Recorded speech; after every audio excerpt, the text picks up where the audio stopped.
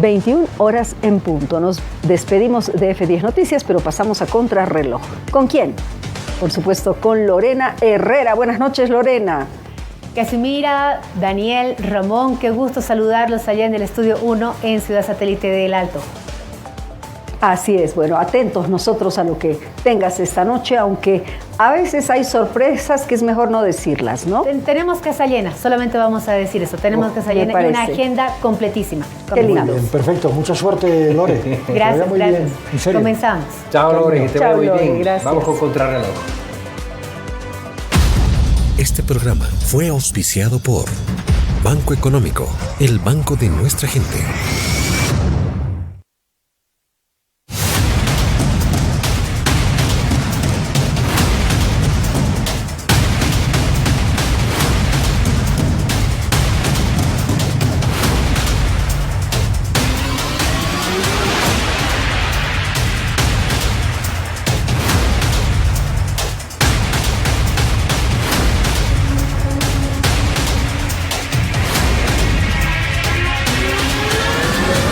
Contrarreloj.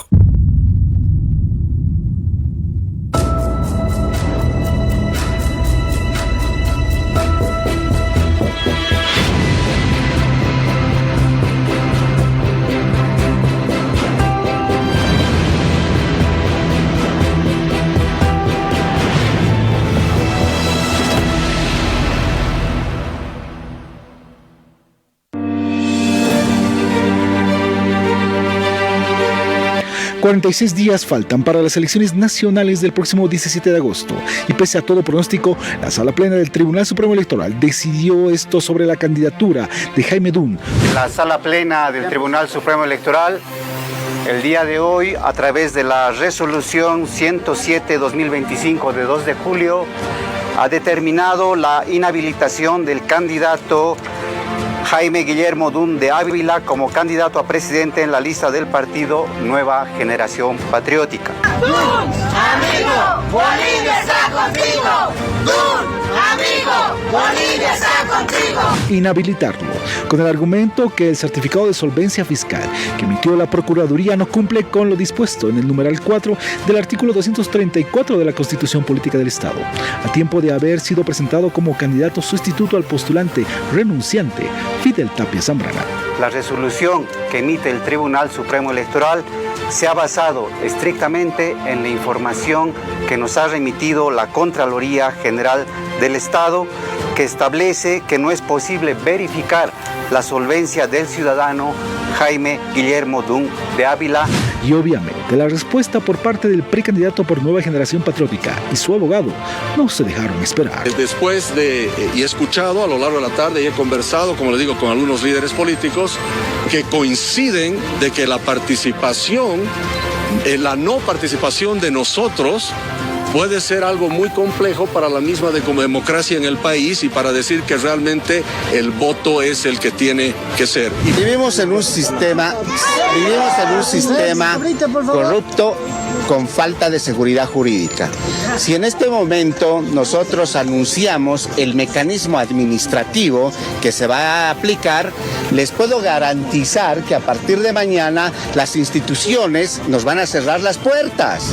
Hay molestia, desde luego que sí, por parte de Dun y los miles y miles de seguidores que apostaban por su candidatura. Él ahora tiene 5 días de plazo para poder presentar una apelación. Caso contrario, deberá sustituir a su postulante si quiere participar de los comicios del 17 de agosto. ¿Cuál es a partir de ahora el futuro de Jaime Dun?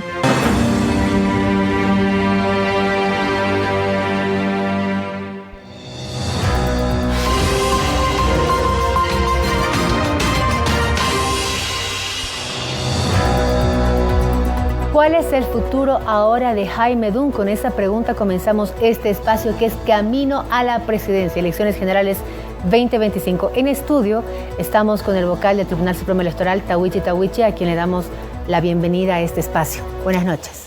Estimada hermana Lorena, tenga usted muy buenas noches. Sí, quiero primero señalar que hoy sala plena. Exactamente. Antes de desarrollar el tema, me permite, por favor, porque estamos en esta entrevista compartiendo este espacio vía Zoom con el abogado de Jaime Dunn, el doctor Guzmán. Doctor, ¿cómo está? Buenas noches. También lo saludo a usted vía Zoom. Muy buenas noches y un cordial saludo a su equipo y a usted y a quien está presente en su escenario. Este momento es importante porque aquí sí se encuentran tanto usted como la defensa de Dunn como la palabra del Tribunal Supremo Electoral con nosotros en estudio. Y va a ser importante poder dilucidar qué es lo que ha ocurrido para que las cosas queden más transparentes y más claras. Desde su posición, por favor, como defensa de Dunn, ¿qué es lo que están observando y reclamando ustedes ante la inhabilitación de Dunn? Bueno, primer elemento nuclear. La resolución que se nos ha notificado analiza parte de la solvencia fiscal. Parte. Y eso sin duda alguna, el vocal ahí presente tendría que explicarnos por qué no consideraron la certificación aclaratoria en la cual se identifica una tras una los pliegos de cargo evidentemente ejecutoriados, pero la información aclaratoria que manifiesta de manera categórica que es parte de la solvencia fiscal establece de manera objetiva que estos 18 pliegos de cargo habrían sido básicamente acreditados en su pago ante la Contraloría. Primer elemento. Segundo elemento, bajo el principio de verdad material se habría adjuntado adicionalmente, obviamente entiendo fuera de procedimiento, pero hay un principio rector a través del 180 de la Constitución Política del Estado, verdad material. Se adjuntó las resoluciones del juez coactivo número 1 que ordenó la extinción de la causa por haberse reparado el daño civil y la cancelación de obrados. Consecuentemente, en el caso que nos ocupa, entendemos que hubo una insuficiente valoración de elemento de prueba, pero fundamentalmente la insuficiencia en cuanto a la valoración de la segunda, de las dos últimas páginas del informe de solvencia o de la solvencia fiscal, que dicho sea de paso, conforme certifica la propia Contraloría General del Estado, manifiesta que esta información está en correlación a la solvencia fiscal 782089, en la cual básicamente se ha terminado de acreditar que el licenciado Dunn no tiene el pliego de cargo pendiente de cumplimiento. Entonces, ahí viene para nosotros la preocupación.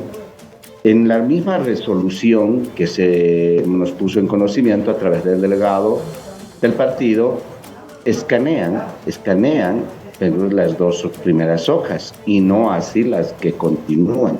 Perfecto, doctor. Tendría que existir, y con eso termino, por favor, tendría que existir algún elemento normativo, ya que hay una falta de motivación y fundamentación.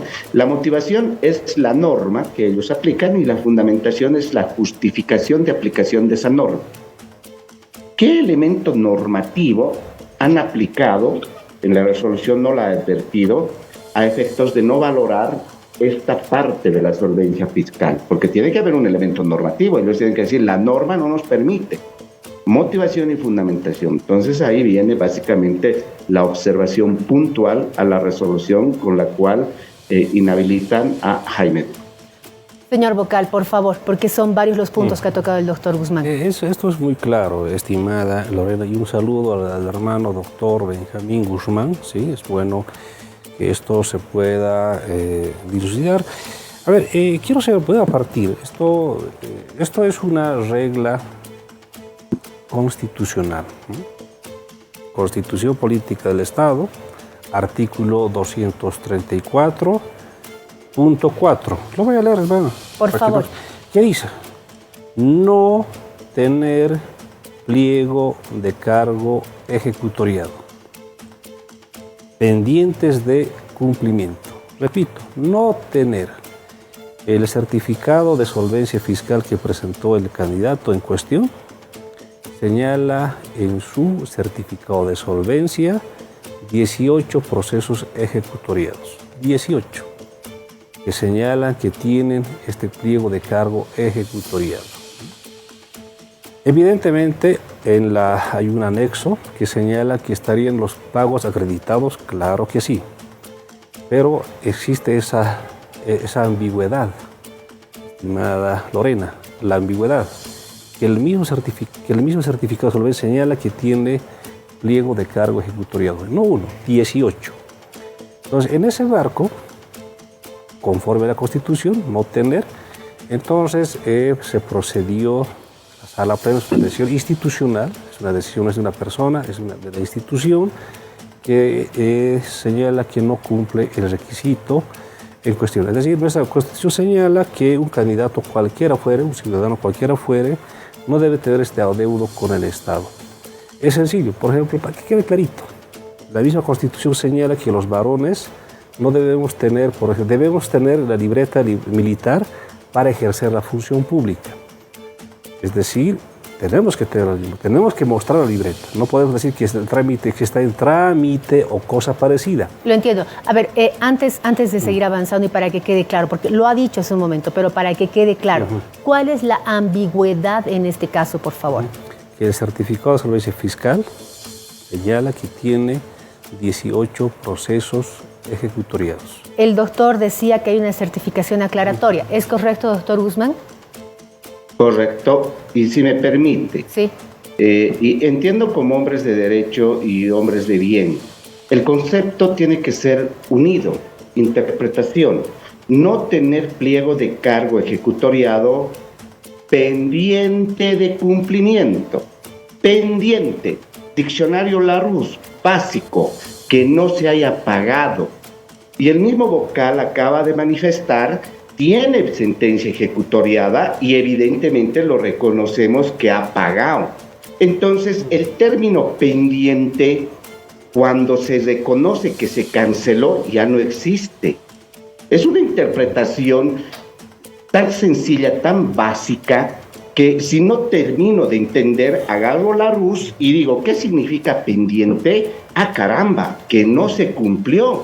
Pero si la misma autoridad ahora nos dice, sí, evidentemente, la información complementaria nos dice, se acreditó el pago ante la Contraloría General del Estado.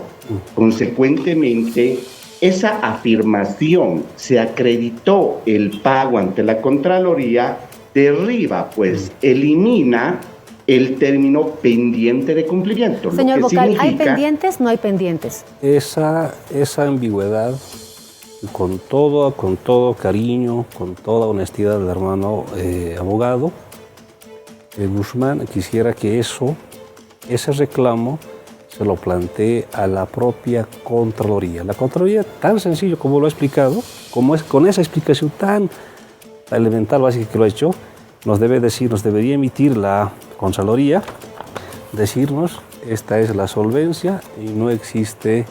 ¿Qué dice el informe que ustedes tienen de la Contraloría? Que tiene esa ambigüedad. Que tiene esa ambigüedad. Que tiene 18 procesos ejecutoriados y tiene una contraparte, claro que sí. Que dice que están activos. Que están los pagos acreditados, refiere. ¿Sí? Pero esa ambigüedad es como, yo le voy a decir un ejemplo, para que se quede claro. Por ejemplo, nosotros en el Ceresi manejamos 3 estados de civil. ¿Cuáles son? Soltero, casado o divorciado, ¿no? O viudo inclusive, tenemos 4. No te puedo decir casado, divorciado. ¿Qué es eso? El Ceresi lo que va a dar, su certificación, decir que usted está casado, punto. Imagina si el Ceresi podría dar esa ambigüedad, decirte por un lado, casado, y atrás, divorciado. ¿Cómo? Y no podemos entrar en esa ambigüedad. Más bien aquí yo hago mi reclamo a la Contraloría General del Estado. La Contraloría General tiene que decir con toda exactitud, sí, no. Entonces, creo que hay que trabajar con la Contraloría para que la Contraloría diga a todos los bolivianos, ¿no? Porque el órgano electoral no interpreta. Nosotros no interpretamos. Y esa labor nos está queriendo dar, esa ambigüedad, la Contraloría. La Contraloría debe decir, como ocurre con el Ceresi, casado, divorciado o viudo o divorciado. Pero Eso nos está dando en la propia Contraloría. Una vez más, ¿qué dice el documento de la Contraloría? Repito, por favor. lo voy a decir una y mil veces. Señala que tiene 18 procesos ejecutoriados. ¿Qué dice usted, doctor Guzmán? ¿Han revisado ese documento de la Contraloría? A ver, pero acá se les ha mostrado 18 sentencias ejecutoriadas, pero la norma que exige la Constitución, no tener pliego de cargo ejecutoriado pendiente de cumplimiento. El no significa no estar casado en la explicación analógica o en la analogía que nos usa la autoridad. La norma no te dice no tienes que estar casado, puedes estar casado, pero tienes que estar divorciado. En esa misma dinámica, en esa analogía, si estoy casado no me puedo casar, pero si acredito que estoy divorciado, puedo volverme a casar. Entonces es más o menos que en esta analogía, Jaime Dunn casado, pero ya no, ¿me entiende? Entonces Jaime Dunn tenía un pliego de cargo ejecutoriado. A ver, le voy a explicar. Si la Contraloría dijera no tiene pliego de cargo ejecutoriado, Jaime Dunn tendría que pagar algo, pero no. La Contraloría le dijo más, tiene 18 pliegos de cargo ejecutoriado, pero los acreditó en sus pagos. En una interpretación sencilla, Jaime Dunn no tiene deudas, pero ahora nos dejan entrever que Jaime Dunn sí tiene deudas. Entonces, la norma constitucional sí se la interpreta. O sea, no vamos a venir nosotros a decir yo no puedo interpretar. Básicamente, la autoridad que nos está hablando está interpretando la norma constitucional. Está señalando no tener pliegos, sentencia ejecutoriada, pero deliberadamente no termina la frase pendiente de cumplimiento. El pendiente es que no se haya pagado. Entonces la pregunta es, si la Contraloría, y es posible que la Contraloría te diga si se pagó, se acreditó el pago. Ahora vayámonos a un concepto básico. Una solvencia fiscal sirve para demostrar de que ciudadano X no tiene deudas con el Estado. Yo simplemente le haría una pregunta tan básica. Si la autoridad que está ahí presente dice, sí, la Contraloría acredita que sí se pagó, entonces la pregunta que muchos bolivianos se hacen es, ¿habrá deuda pendiente de cumplimiento? Respuesta categórica, no hay deuda pendiente de cumplimiento, principio de verdad material. En la analogía que nos hacía la autoridad se le ha demostrado.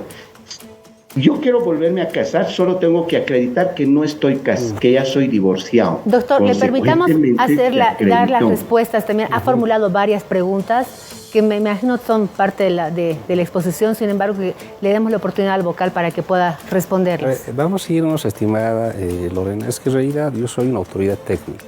Yo no tengo por qué ir más allá. Yo no puedo hacer un debate, un sentido de neutralidad y tecnicismo, ¿no? Pero voy a hacer el esfuerzo para que se entienda. Entiendo que nos están mirando millones de bolivianos y merecen un poquito de explicación. Y en esa dimensión voy a hacer lo siguiente. En esa interpretación, no interpretación, sino en esa realidad. ¿Cuál es? Le voy a contar un caso. Había un vecino que se divorció el año 2015-16. Se divorció. Este vecino, Juan Pérez, tiene su sentencia ejecutoriada de divorcio. ¿Sí? Y se le ocurre casarse hace 2 años atrás. Se le ocurre casarse. Tiene su derecho, está divorciado, ¿no? Y para casarse, estimada Lorena, uno tiene que contratar local, fiesta, invitados, el oficial de registro civil, la misma iglesia, todo, ¿no? Invitado. Y uno se casa y el momento de casarse un día antes, este vecino, con su nueva comprometida, ¿sí? Van a la oficialía de registro civil. Se presentan ante el oficial de registro civil, ante la autoridad, y le dicen, cásenos. Y el oficial de registro civil les pide sus documentos, su carnet, de la mujer, de la dama, en regla. Del varón, pero usted está casado. ¿Cómo que yo estoy casado? Yo me divorcié hace 7 años. No, usted está casado. Pero yo tengo aquí mi certificado de divorcio. No diré mi sentencia ejecutoria de divorcio. Pero le dice al oficial de registro civil, usted le falta un pequeño pasito. Usted tiene que llevar esa resolución, esa sentencia ejecutoria de divorcio al CERECI, para que en el CERECI se pueda completar, consolidar su divorcio. Ahora, permítame, este ciudadano, yo le pregunto ahora ante la población, ¿este oficial de registro civil debería casarle ese rato? Pregunto yo, ¿debería casarle? Lanzo la pregunta. ¿Por qué lo hago esto? Porque a veces hay pequeños detalles formales, pequeñitos, que hacen el fondo. Ahora, yo entiendo que se ha reunido la sala plena para tomar la decisión, lo que quiere decir que todos los vocales han tenido que ver en tomar la decisión de la inhabilitación de Dunn. ¿Cuántos vocales han votado a favor de la inhabilitación del candidato? Lorena, por un respeto, no voy a decir los nombres. No nombres. Es una decisión institucional. Nombres no. Sí. Y además voy a señalar, por tu respeto, yo estoy delicado de salud, yo estaba ausente. ¿Ya? Yo estaba ausente, por si acaso, ¿ya? Pero ¿Usted no ha votado? No, yo estoy delicado de salud. Claro. Estoy aquí haciendo un esfuerzo de estar acá. Pero hay que entender que esto es una decisión institucional. Me quedo ahí. Doctor Guzmán, ¿qué tendría que hacer entonces? ¿Apelar a la Contraloría, tal vez, según la explicación del vocal? Pero en la misma analogía doméstica que nos plantea la autoridad técnica, una analogía doméstica a través de una autoridad técnica, paradójico. Mire, entonces cuando se llevó la solvencia, tiene un apéndice que es parte de la solvencia y le dice, se acreditó el pago ante la Contraloría. En esa analogía doméstica que nos plantea, es como si ese ciudadano X, cuando quiso contraer ese matrimonio, llevó pues del CERECI una información donde le decían, no, se acreditó que está divorciado. Entonces ese notario no hizo bien su trabajo y le arruinó la fiesta a ese ciudadano en la analogía doméstica. Pero como no estamos para entrar a cuestiones domésticas, sino cuestiones estrictamente técnicas, pues técnicamente y bajo el principio de verdad material y bajo la lupa de la ley como Estado de Derecho, queda claro y demostrado que Jaime Dunn no tiene deuda pendiente para con el Estado, no tiene. Y si Jaime Dunn, al haber presentado su solvencia con este anexo, donde la Contraloría le dice de los 18 casos, los 18 están pagaditos, Jaime Dunn debe un peso al Estado en función a esto, no, y lo inhabilitan.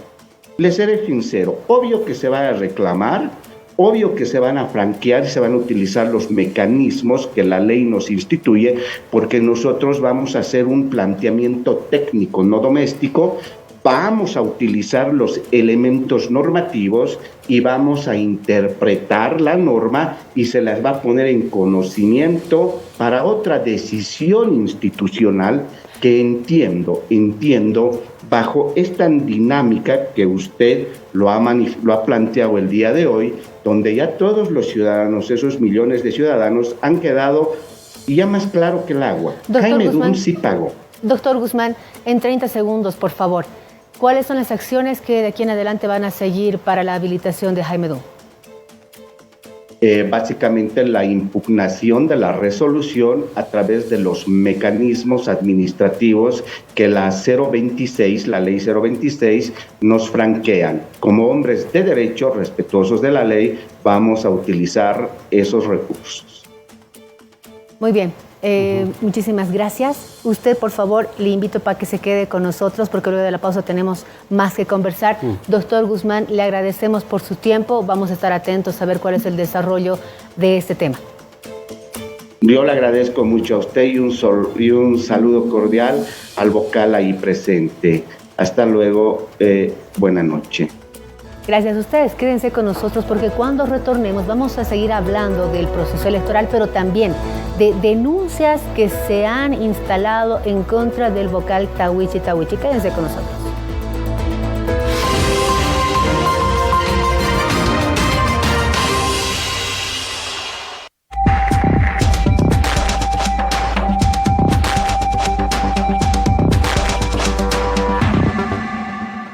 Hay días que marcan nuestra historia.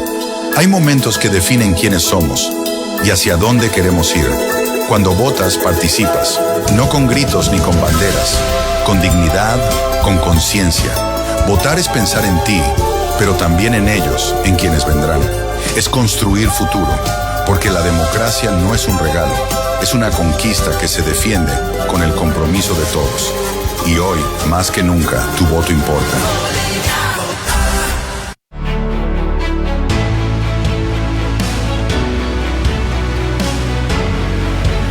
El gran día. Inauguramos el viaducto del Cuartamini Virgen de Cotoca. Esta mega obra permitirá que diariamente más de 100.000 vehículos circulen de forma rápida y fluida. Los viaductos conectan y mejoran la calidad de vida de los vecinos. Estas son obras que sirven a la gente. Gestión Johnny Fernández, alcalde. Ahora nuestra señal por el satélite Tupac Katari. Encuéntranos en toda Bolivia. F10 en Full HD.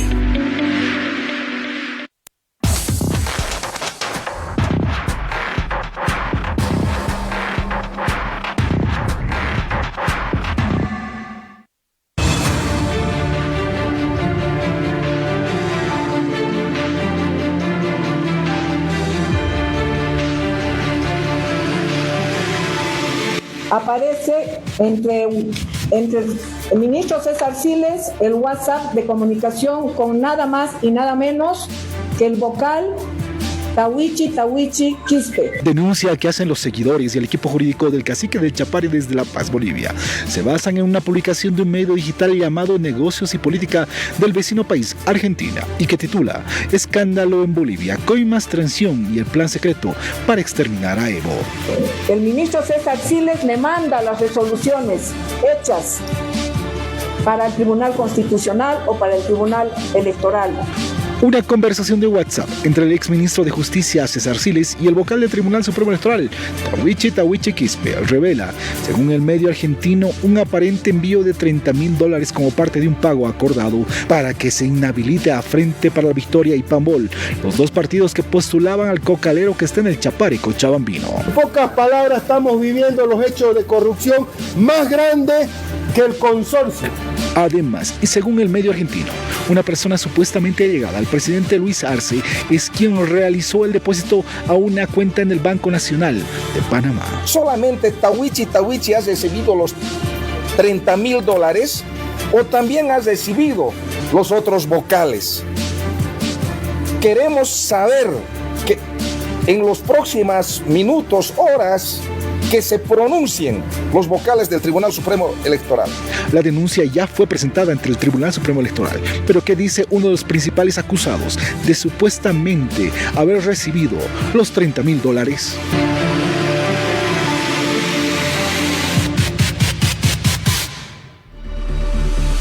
Vamos a hacer la pregunta directamente al vocal del Tribunal Supremo Electoral, Tawichi Tawichi. ¿Usted ha recibido algún dinero para inhabilitar, para imposibilitar a Evo Morales como candidato? Hermana Lorena, tenga usted buenas noches, ¿sí? A ver, esto es una maligna mentira, es una mentira artera, es una infamia, es una calumnia contra mi persona. No sé, han llegado tan bajo esta gente, quieren hacer política con la mentira. Creo que han visto mucho esa película de Joseph Goebbels, ¿no? Miente, miente, miente y quedará algo. De este hombre siniestro de Europa, de aquellos años de la que ocasionó la Segunda Guerra Mundial, Hitler, ¿no? Este ya es el colmo. Ayer fueron que quisieron quemar mi casa, hermana Lorena. ¿sí? Quisieron quemar mi casa, dieron la dirección de mi casa. Ahora salen con esta pacotilla de mentiras, es una canallada, pero tiene mentiras, las mentiras tienen patas cortas. Yo voy a anunciar ahora, voy a tomar... Es que este tipo de mentiras, hermana, Lorena, hay que enfrentarlos con la verdad. Hay que enfrentarlos defendiendo nuestro honor. Primera cosa que voy a hacer, en las siguientes horas, inmediatamente voy a enviar una nota a la ASFI para transparentar mis recursos. Es lo primero. Lo primero. ¿Tiene usted alguna cuenta en Panamá? No tengo. ¿Por qué ninguna. le pregunto esto? Porque, a ver, y otra pregunta más antes de la aclaración. ¿Usted tiene algún tipo de relación con la esposa del presidente Arce? Ninguna, ni la conozco. No sé si tiene esposa, será grande, pequeña, ¿Usted tiene gordita. alguna relación con el exministro de Justicia, César Ninguna, Siles? nunca he conversado con el hermano César Siles. ¿Ha mantenido mensajes por WhatsApp? No, ninguno, nada. Esta gente ya han llegado de verdad. Lo que yo digo, sus palabras, ya equivale lo que nosotros lanzamos en el inodoro, a eso equivale sus palabras de esta gente. Un dato. Por ejemplo, esa denuncia que yo he dicho no presenta ninguna prueba. ¿Sabe qué presenta? Dicen que es una página que tiene creo que 7 notas de prensa, una transferencia supuestamente hecha en Word, presentan un chat, screenshot que cualquiera lo puede hacer. Vamos a contextualizar. Contextualicemos esto un poco. Ya. Contextualicemos esto un poco, por favor.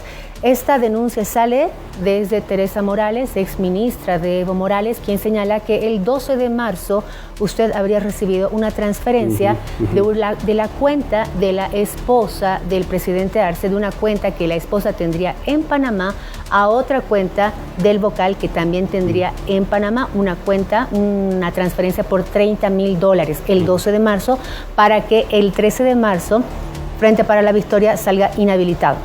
Luego hay otra denuncia que dice que hay unos pasajes comprados de César Siles para usted y que vía privada se los ha enviado. Por eso las preguntas, si tiene cuenta en Panamá, si tiene relación con la esposa del presidente o con el exministro César Siles. Mi hermana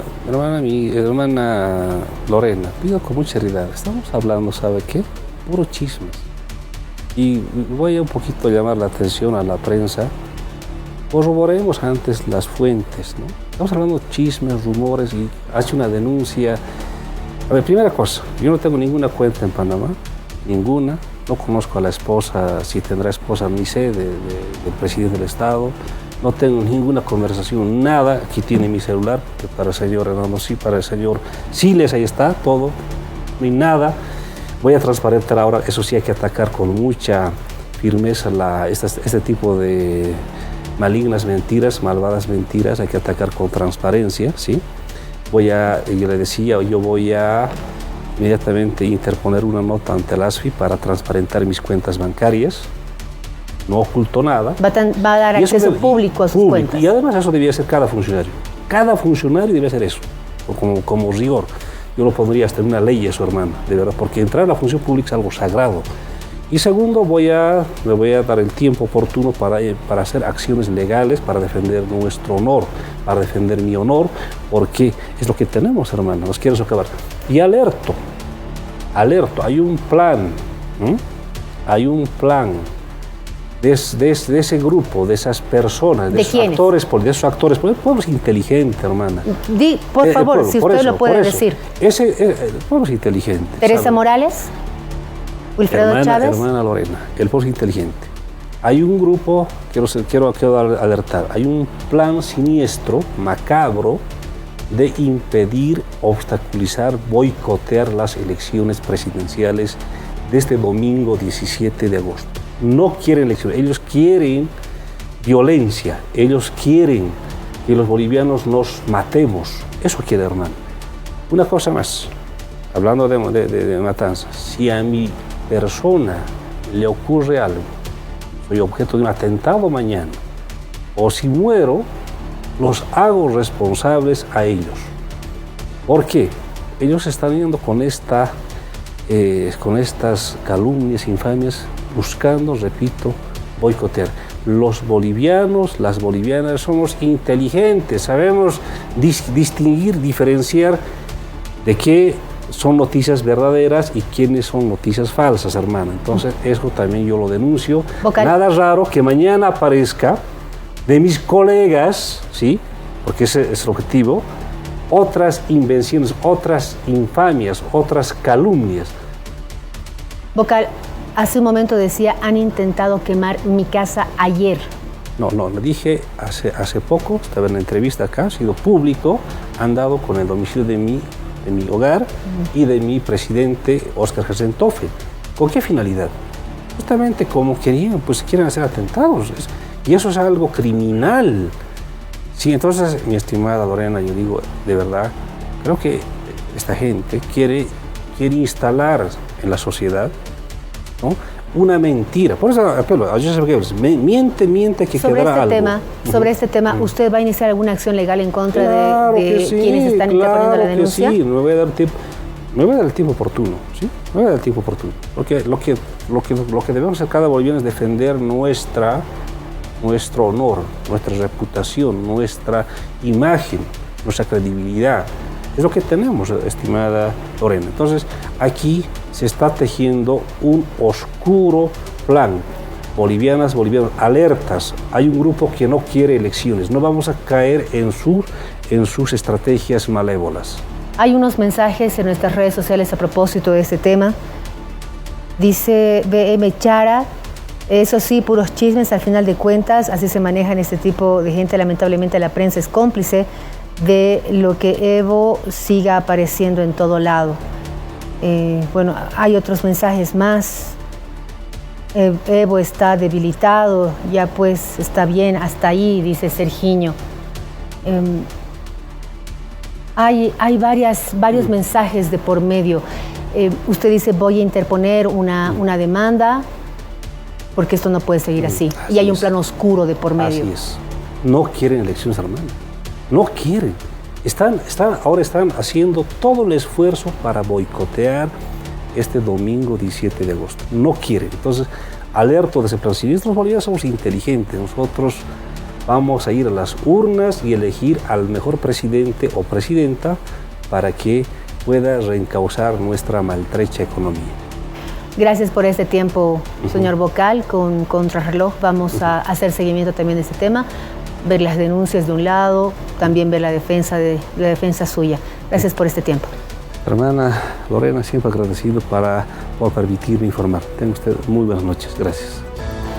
Luego de la pausa, tenemos más para ustedes.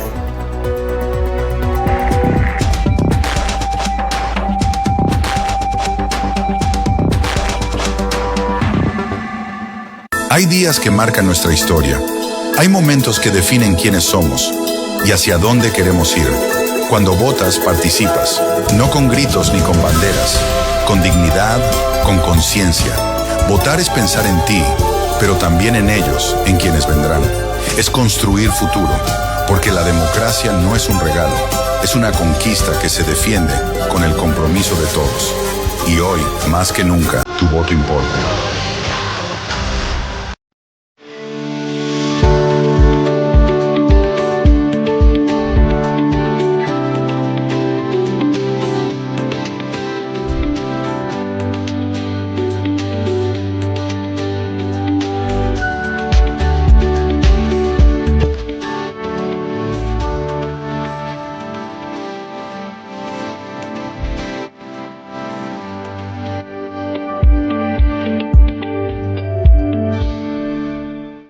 Durante estos años hemos construido una señal sólida y comprometida con los valores de una comunicación responsable. Nuestra programación busca informar, educar y entretener con una mirada fresca y plural. Celebramos 4 años de programación en Full HD.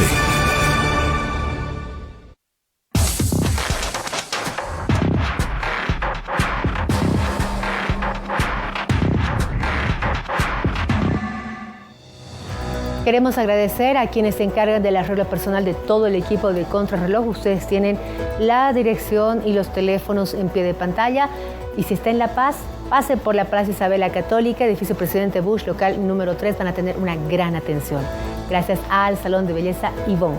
Vamos a continuar aquí en Contrarreloj. ¿Por qué? Porque tenemos un invitado muy importante para hablar de un tema que seguramente usted lo ha tenido que realizar.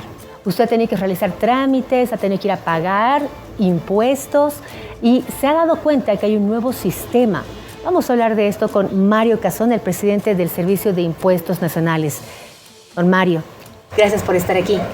No, a usted, Lorena, muchas gracias por la cobertura, la entrevista al programa Contrarreloj, que lo hemos estado viendo, creo que ha pegado en el país y particularmente en la ciudad de La Paz, así que encantado de estar aquí en su programa. Hay datos que son interesantes, que son importantes, como por ejemplo que la recaudación tributaria ha subido. Hay un buen margen en comparación al año pasado incluso. Por favor, si nos va contando usted. Claro que sí, Lorena, evidentemente estamos muy contentos como Impuestos Nacionales por el comportamiento de la recaudación que ha tenido hasta este primer semestre de este año 2025.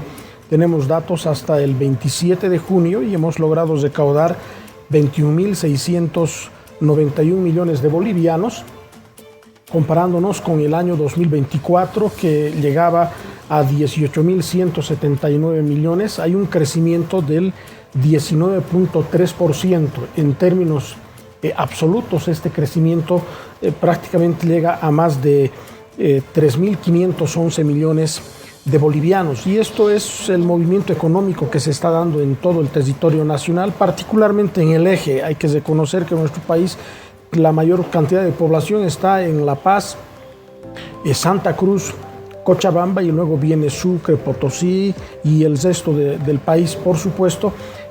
Quien está liderando la recaudación, por ejemplo, es el departamento de La Paz en la recaudación, con, en este caso en términos de porcentaje, con el 41.2%.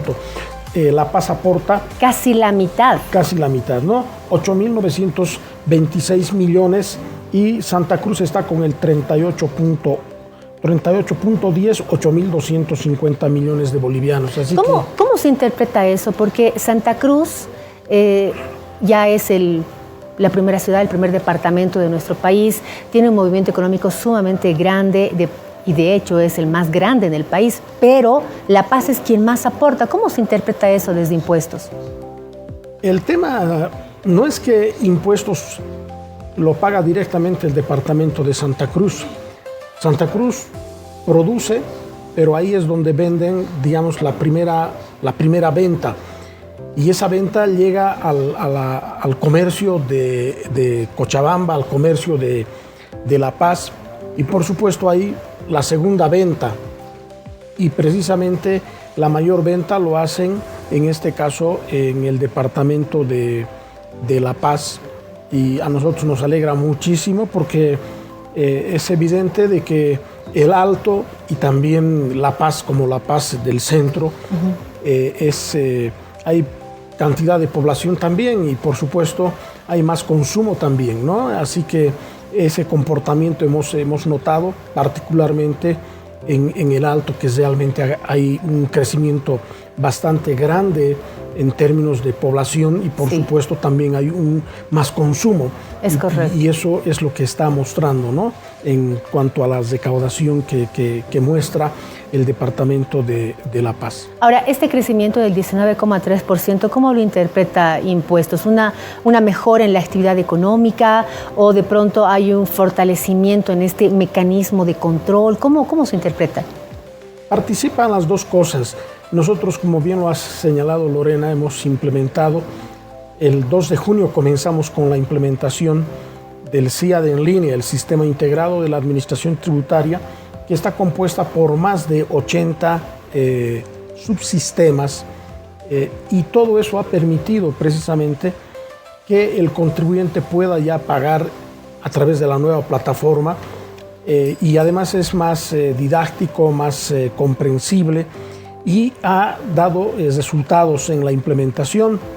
Hay que reconocer, al comienzo hemos tenido algunos pequeños problemas, pero ahí agradezco también a las entidades empresariales como la Federación de Empresarios Privados de Bolivia, la Cámara Nacional de Industria, de Comercio, a los profesionales auditores, contadores, a través de sus gremios, nos han hecho conocer qué es lo que estaba pasando y qué es lo que deseaban para una experiencia en el uso. Y hoy día podemos decirle al país, Lorena, que Impuestos Nacionales tiene un nuevo sistema totalmente digital. Para obtener el NIT tienen que hacerlo directamente a través de la página sin necesidad de ir a las instalaciones de Impuestos Nacionales, hacer alguna modificación de los datos, por ejemplo, la dirección, el teléfono, el correo o el cambio de representantes legales. Todo lo pueden hacer ahora de manera digital, y por supuesto la declaración de los impuestos también es totalmente digital y además es automático.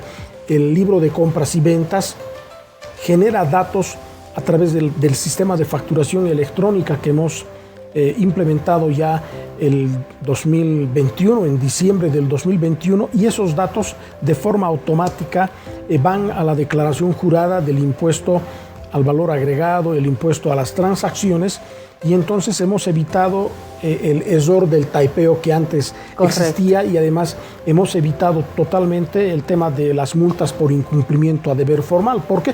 Porque ya genera automáticamente la información Impuestos Nacionales y por tanto ya no hay más multas para el contribuyente. Obviamente a mí como presidente nunca me ha agradado cobrar multa por incumplimiento, por eso es que hemos desarrollado los sistemas y en esta implementación también hemos cuidado muchísimo aquello, hemos hecho prórrogas de plazos de presentación de declaraciones juradas, de información, que lo hemos hecho en coordinación a través de las solicitudes que nos han hecho llegar, por ejemplo, los sectores empresariales o el contribuyente.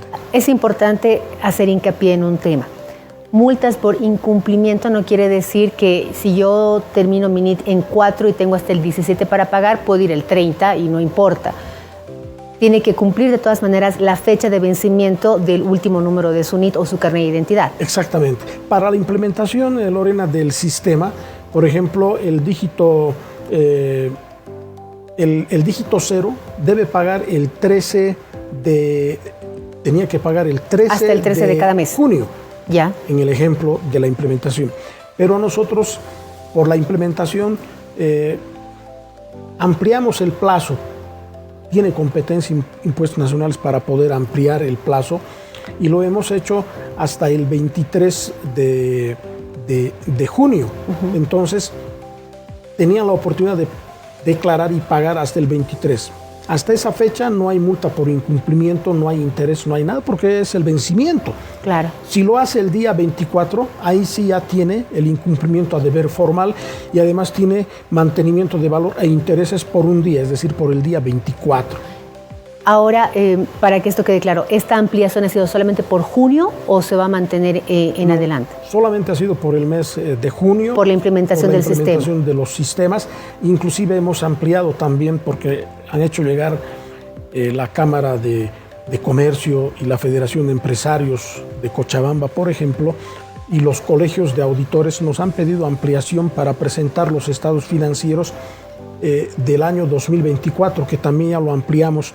Y hemos vuelto a ampliar hasta, en este caso, hasta el 21 de julio, siendo amplios, porque también nos han colaborado en la implementación. Hemos ampliado la presentación de los estados financieros hasta el 21 de julio y la información de beneficiarios finales lo hemos ampliado hasta el 31 también de julio.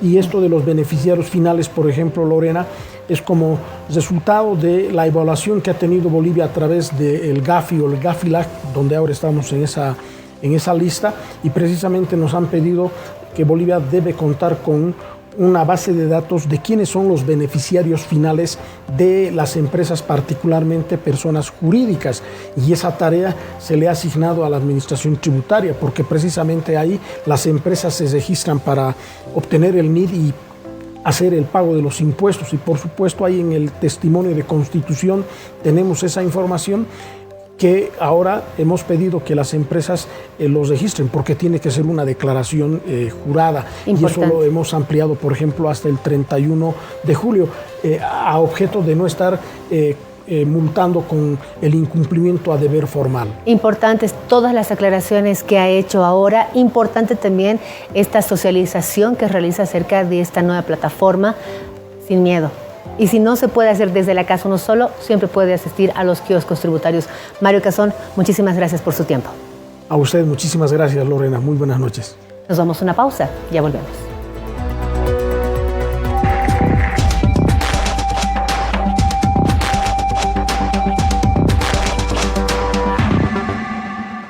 Hay días que marcan nuestra historia.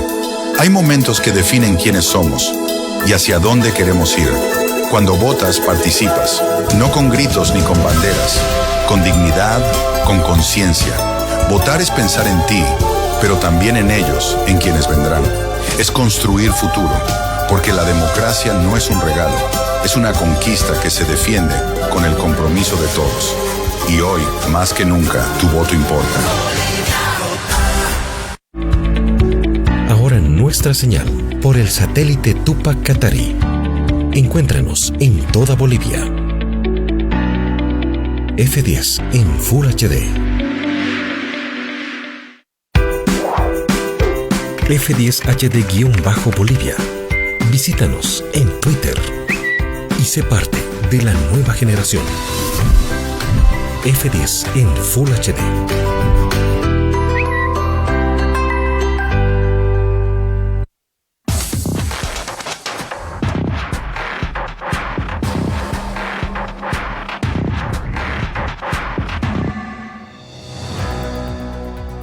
Continuamos en Contrarreloj, amigos, gracias por su preferencia. Bolivia está enfrentando una crisis invisible. Es que hay un sector de la población que no se lo está viendo. Vamos a hablar de un informe acerca de la pobreza oculta, un informe de la Fundación Jubileo. Estamos vía Zoom con Carla Cordero, justamente de la Fundación. Gracias, Carla, por este tiempo con Contrarreloj para hablar de un tema tan sensible. Estamos hablando de unos datos que de pronto cuando se ven con números se lo hace muy frío, pero detrás de estos números, siempre lo digo, hay bolivianos, hay bolivianas, hay familias que le están pasando muy mal.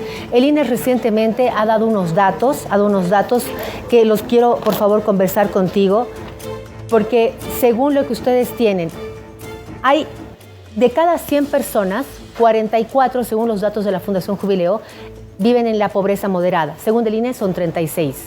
Y según los datos de Jubileo, 18 de cada 100 personas viven en la pobreza extrema. Según el INE son 12. ¿Cómo se explica que el gobierno no esté mirando o esté ocultando estas cifras? ¿Cómo se entiende esto? Buenas noches, Lorena. Como tú mencionabas, Bolivia está enfrentando una crisis complicada y nosotros como Fundación Jubileo decimos que es una crisis multidimensional, porque es una crisis económica, política, institucional y por supuesto es una crisis social que afecta a los más vulnerables, que son las personas, las familias, y uno de los indicadores es el tema de la pobreza porque afecta a los derechos fundamentales de las personas y de las familias bolivianas. Entonces, esta diferencia se da por la forma en que se está midiendo la pobreza en Bolivia. El Instituto Nacional de Estadísticas establece unas líneas de pobreza para ver quién es pobre extremo, es decir, quién no tiene para comprar una canasta básica de alimentos. Y estas cifras para el área urbana es de 939 bolivianos por persona al mes para solo comprar una canasta básica de consumo, es decir, que una familia promedio de 4 personas tendría que ganar más de 3.756 bolivianos para no ser considerada pobre, pero para medir la pobreza extrema, que es la canasta básica de alimentos, la línea de pobreza es de 468 bolivianos por persona al mes. Y si tú haces una simple división, que divides esos 468 entre 30 días y te sale 15 bolivianos por día solo para comprar alimentos, y si asumes que una persona tiene que consumir 3 veces su comida, sale 5 bolivianos por comida. Y hoy en día estamos afrontando un proceso inflacionario donde la inflación a junio llega a más del 20% y la inflación de alimentos llega a más del 37%, la inflación acumulada a 12 meses. Entonces, acá estamos viendo que los precios, especialmente los precios de los alimentos, están subiendo cada día, pero los ingresos de las familias bolivianas se mantienen. Eso te quería consultar, perdón, en función al estudio que ustedes tienen sobre esta pobreza oculta, ¿cómo afectan estos datos que se han revelado hoy a partir del INE sobre la inflación? Junio 5.21, semestral 15.53, de junio a junio 24%. ¿Cómo afecta esto a las familias? ¿Cómo afecta esto a este nivel en el que se está perdiendo la calidad de vida? Efectivamente, acá nosotros hemos ajustado esta línea de pobreza porque esta línea de pobreza no está creciendo al ritmo de los precios. Entonces, si los precios aumentan y tu poder adquisitivo no aumenta, es decir, los ingresos no suben, precisamente porque los ingresos laborales no están subiendo, entonces hay más pobreza de la que se muestran las estadísticas, ¿no? Entonces, acá nosotros con solo el ajuste de la inflación a esta línea de pobreza que te mencionaba, tenemos estos incrementos del 35% al 44%, pero en términos absolutos, o sea, el INE nos dice que hay más de 4 millones de personas en pobreza moderada, pero ajustado solo al tema de la inflación, estamos diciendo que hay más de 5,4 millones de personas en esta situación. Es decir, 1 de cada 2 bolivianos sería pobre, ¿no? 5,4 millones, 1 de cada 2 bolivianos sería pobre. Entonces, ¿qué pasa con la clase media? ¿La clase media ya está bajando? ¿Qué ocurre? Bueno, también hemos analizado el tema de la movilidad social y el tema de la clase media, que es la más afectada. Y eso lo hemos visto con la pandemia. Por ejemplo, al menor shock, automáticamente 300,000 personas han ingresado a la pobreza nuevamente. Y el 2022, que ha empezado el tema de la crisis económica, han caído nuevamente 221,000 personas al estrato bajo. Entonces, aquí el análisis es que Bolivia tiene un estrato medio que es el más afectado, es una clase media vulnerable, donde te toma años pasar de la clase pobre a la clase media, pero en cuestión de semanas, tú al menor shock puedes pasar de la clase media al estrato bajo, es decir, por pérdida de tu trabajo, por alguna enfermedad. Y aquí, ajustado por este tema de la inflación y la línea de pobreza, vemos que el Instituto Nacional de Estadística nos dice que esta clase media es el 59,3%, pero ajustado solo llega al 54%. Es decir, que se está invisibilizando la pobreza, se está sobreestimando esta estabilidad social, esta inclusión social, y hay menor clase media y más pobreza en nuestro país. Es decir, de 100 bolivianos, ¿cuántos han pasado a la clase pobre? De la clase media a la clase pobre. Bueno, tenemos que de cada 100 bolivianos, 54 están en la clase pobre, 44 en la clase baja y el 2% en la clase alta.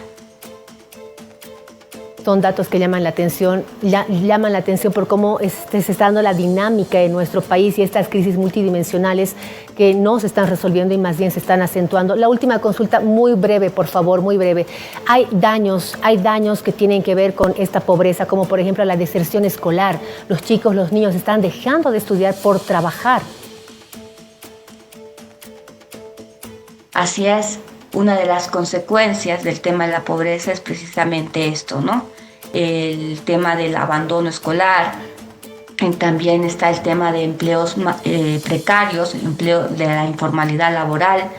Entonces, son consecuencias estructurales donde nosotros como Fundación Jubileo creemos que se necesitan políticas integrales y políticas estructurales donde el actual gobierno y también con los candidatos a futuros presidentes tienen que asumir esta responsabilidad, ¿no? Porque es una responsabilidad moral y política abordar el tema de la pobreza y encargarnos como sociedad de los más vulnerables. Este es el momento en el que los candidatos tienen que tomar en cuenta estos temas en su agenda. Muchísimas gracias por estar con nosotros, Carla Cordero, de la Fundación Jubileo. A ti las gracias. Gracias. Vamos a una pausa, ya volvemos.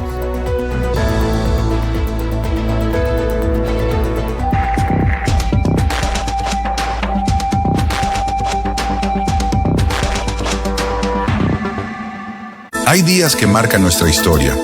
Hay momentos que definen quiénes somos y hacia dónde queremos ir. Cuando votas, participas, no con gritos ni con banderas, con dignidad, con conciencia. Votar es pensar en ti, pero también en ellos, en quienes vendrán. Es construir futuro, porque la democracia no es un regalo, es una conquista que se defiende con el compromiso de todos. Y hoy, más que nunca, tu voto importa. Vive la nueva experiencia televisiva por la señal de Tigo. Encuéntranos en Sucre, Canal 92. F10 en Full HD. Somos Red Nacional.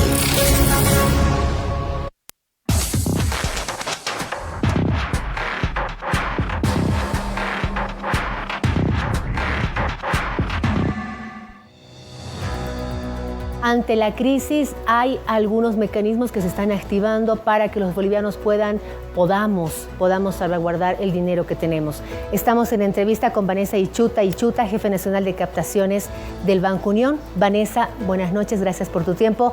Importante porque se va a hablar de estos depósitos a plazo fijo en UFBs.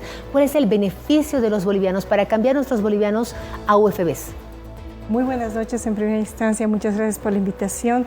Pues nosotros traemos una gran noticia, ya comentan que sacamos un producto en UFBs con el objetivo de responder a la necesidad de la población que hoy en día está un poco preocupada por la subida de los precios, porque su dinero, sus ahorros están perdiendo valor con el tiempo. Pues es así que como una alternativa de solución e inversión, nosotros sacamos los DPFs en UFBs y a lo que comentabas, las UFBs, pues les comento, es una unidad de valor que se basa en función al comportamiento del índice de precios al consumidor.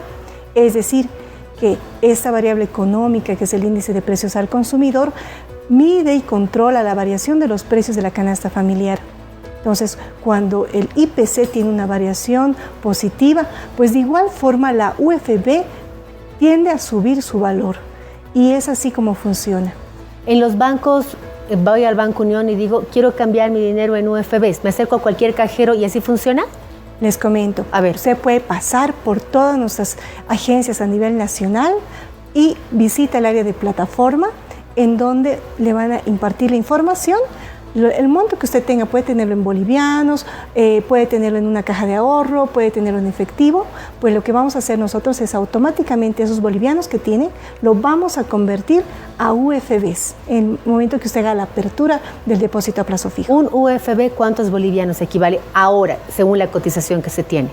Hoy, 2 de julio, la UFB tiene una cotización de 2.74. Es decir, una UFB vale 2.74 bolivianos. Correcto. Ya.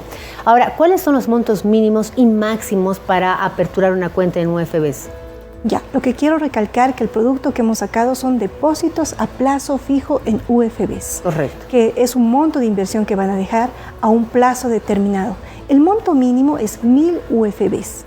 Y el monto máximo que puede invertir un cliente con nosotros es hasta 100.000 UFBs. Es decir, 1.000 UFBs, 2.740 bolivianos. Exacto, correcto. Aproximadamente, ¿No es cierto? Ya, entonces, ese es el monto mínimo y el monto máximo. Sería como 270.000 bolivianos aproximadamente a hoy día. ¿En UFBs, perdón? En UFBs, 100.000 UFBs. 100.000 UFBs. ¿Por cuánto tiempo son los DPFs? ¿Así como en los bancos de 3, 6, 9, 12 meses, así? Sí, le comento. Este producto ha salido desde los 30 días. Un cliente puede invertir a 30, 60, 90 o 180 días, que es el plazo máximo al cual estamos otorgando este producto de ahorro. ¿Y cuáles son los porcentajes que se pagan de interés? Les explico. El DPF1 UFBs no tiene una tasa de interés nominal, no tiene tasa de interés. Entonces me dirán ustedes, ¿de dónde entonces genera un rendimiento? ¿Cómo hago? Claro. Exacto, yo les explico. Les voy a poner un ejemplo bien sencillo. La UFB, voy a iniciar indicándoles que la UFB se calcula todos los días. ¿Quién lo hace? Pues el Banco Central de Bolivia se encarga de hacer el cálculo y también la publicación diaria de este valor.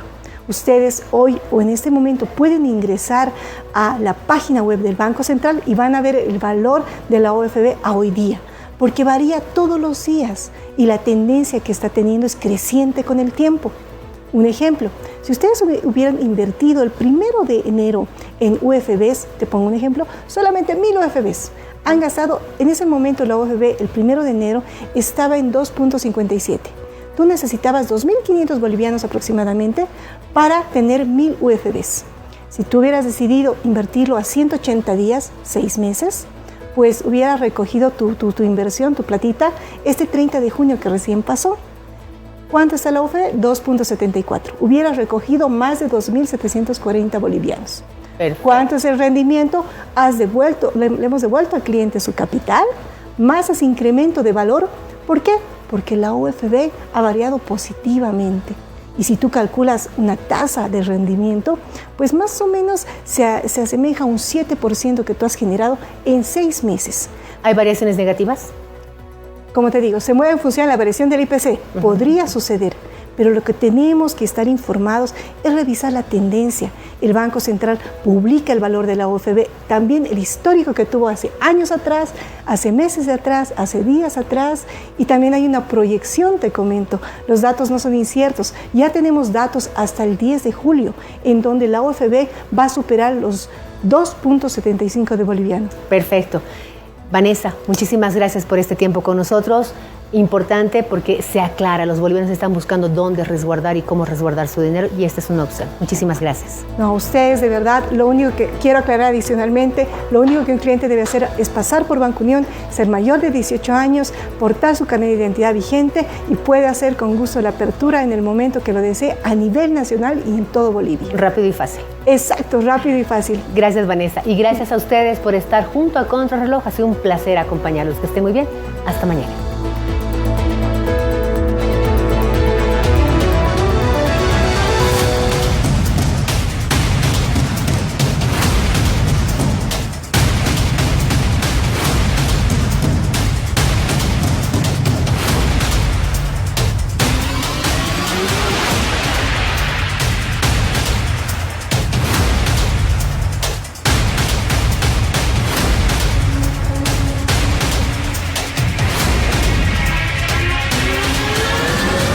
Contrarreloj.